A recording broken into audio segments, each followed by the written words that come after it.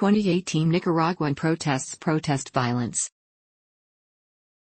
Hundreds of people were killed as a result of the Nicaraguan government's repression of protests.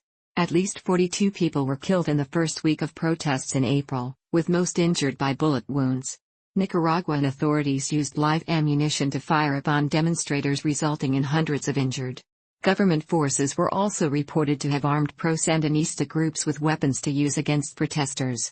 Following the government crackdown, rioting and looting ensued. On May 2, 2018, the Miami Herald reported a total death of at least 63 people, almost all of the student protesters since the start of the demonstrations. By the end of May, over 105 people killed.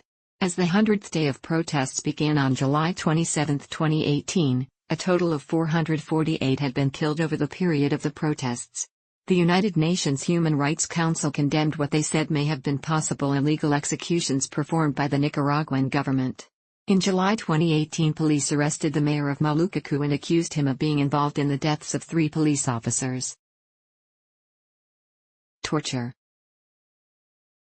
Individuals detained during protests alleged torture by the Nicaraguan authorities, with hundreds of prisoners later released by the roadside in the outskirts of Managua with shaved heads and bare feet. The Inter-American Human Rights Commission received allegations about some families being forced by the government not to file complaints about the deaths of their family members, mistreatment of detainees and threats against human rights defenders in the Central American country. Alleged foreign support. Many protesters tortured have reported hearing both Cuban and Venezuelan accents in the clandestine prisons operated by the Nicaraguan government.